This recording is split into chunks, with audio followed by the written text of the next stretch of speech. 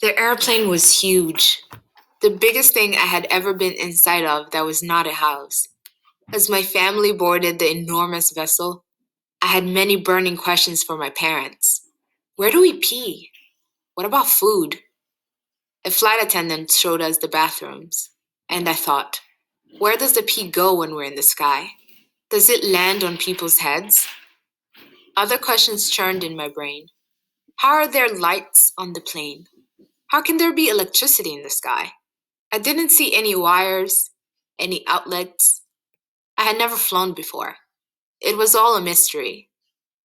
When the plane took off, the engines roared like a beast.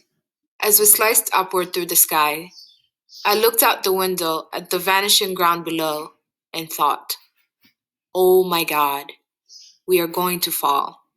It seemed as if the plane was too heavy to fly. My dad looked out at the wings, with their flaps moving up and down. I don't think the wings are working, he said.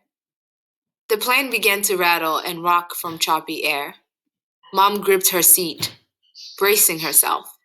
The look on her face said, what have we gotten ourselves into?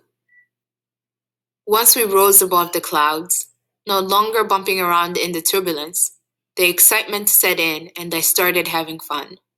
We were flying to a new life on the other side of the world. This is like a dream, Dad said. He was thrilled to be able to give his family this opportunity. We had been struggling for so long. He told us that in America, we would not necessarily fit in, but that we had the chance to better ourselves and further our education. Other families from the massacre were on the plane with us, and people were in good spirits, if a little discombobulated.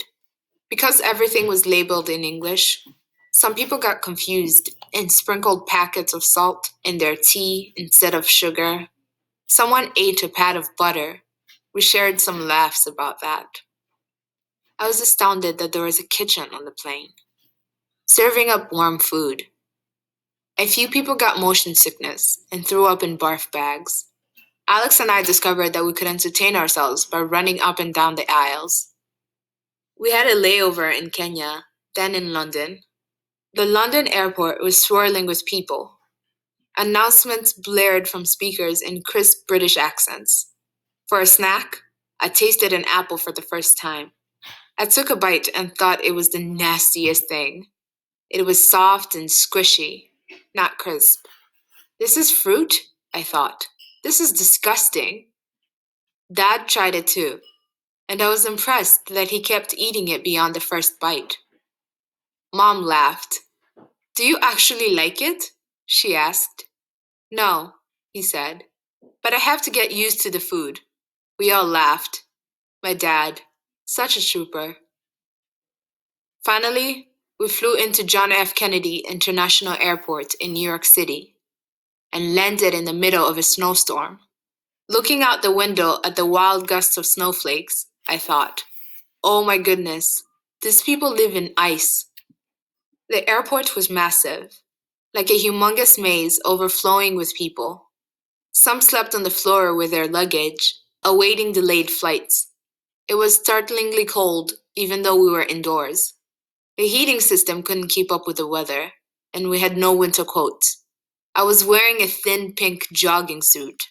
We retrieved our bags, and Mom pulled out her traditional cotton dresses. We wrapped them around us, trying to add layers of warmth. She kept pulling out more clothes for all of us. We definitely stood out. Mom's frocks were made in the brightly patterned East African fabrics known as kitenge or igitenge. I didn't see any other people from Africa, except for the people in our own group. I had never seen so many white faces in my life. We needed to find our connecting flight to Rochester, which was challenging because none of us spoke English. But we had the entire day to get to the departure gate. The snow had delayed all the flights. My dad showed people his ticket, and we eventually made our way to the gate, weaving our way through the obstacle course of people lying on the floor. We boarded the plane for the final leg of our journey, a short flight to northern New York State. When we arrived in Rochester, dawn was breaking. Heritage stood there in the airport, waiting for us with a big smile.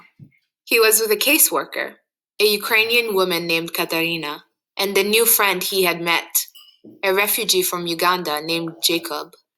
We stepped outside the airport to go to the car, and the Arctic wind stopped us. I feel like I'm being electrocuted, Dad said. We got our bearings and hurried to the car, shivering to the core. As we drove through the streets of Rochester, I looked out the window and saw a city covered in white. The snow coated everything: houses, yards, treetops, churches, cars. Nobody was outside. It seemed like I was in a strange, hazy dream. We stopped at a rundown house in an inner city neighborhood that we were told served as temporary housing for refugees. I was so worn out from our hours in the sky, it was hard to focus on much of anything. But I remember thinking that the house looked kind of old and beat up, its paint chipping. Even as a 12-year-old girl landing in America for the first time, I could sense that we were not in a nice neighborhood. Of course, it was surely better than being crammed into a one-room apartment with my entire family in Rwanda. But it was also disappointing. I had been promised the American dream. It was my first hint that life in America might not be such a dream after all. The house was stocked with food I had never seen before, like peanut butter. I thought peanut butter was an especially odd concept. You were supposed to cook with peanuts, not pound them into a cream to put in a jar. There were more apples. There was no whole milk. We grew up on whole milk, gulping it down every day. When I opened the refrigerator, I hollered for my mother. Mom, these people eat worms, I said, pointing to a package of pink worms. No, no, she said, shaking her head. Look! She looked at the piles of worms, confused, just like me. We learned later that it was ground beef. Those first few days were strange and disorienting. It was frigid outside, so we mostly stayed indoors, catching up with Heritage and eating bread and drinking tea. We didn't have any other food we were used to eating, like chicken, vegetables, or our coveted whole milk. The microwave was another enigma. We wondered how it cooked food, since it didn't grill or fry. A caseworker brought us a TV, but the shows were in English, so we couldn't understand anything. I watched cartoons. Arthur, Clifford the Big Red Dog. I was too old for them, but they were the only shows I could understand. They turned out to be a good tool for learning English. Our caseworkers tried to figure out what kinds of foods we liked, but communication was difficult. They bought us things like heavy cream for coffee, but we didn't drink coffee. I tasted the heavy cream and I thought, ugh, this must be how milk tastes in America. They brought us chicken, but it tasted strange, probably from the hormones injected to make the birds fatter. Back home, we always ate fresh chicken, no chemicals. Mom wanted to prepare the chicken the way she always did for us, with her sauces and spices, and she tried to convey the ingredients she needed to the caseworkers. They genuinely tried. It just didn't work out. Mom would say she needed tomato paste for sauces, and they would come back with canned tomatoes instead. They would bring us things like onions and salt, which were not ingredients that she used. Mom would say, "What do I do with these?" Even when she got the spices she liked, the chicken tasted different than it did in Africa. I began to hate meat. Gradually, I stopped eating it altogether. We had a caseworker named John who thought it would help if it took us along with him to go food shopping at Walmart. It seemed logical enough. We could point out what we needed. John was a nice guy, an older man, worryingly overweight. I wondered if something was wrong with him. I didn't understand how he could get so big, or how he could survive in that unhealthy state. He drove us to the Walmart and we walked in the front door, where he promptly sat down on a little cart to drive himself around the aisles of the store. It seemed like no one walked anywhere. I thought, is this a thing here? Nobody walks in America?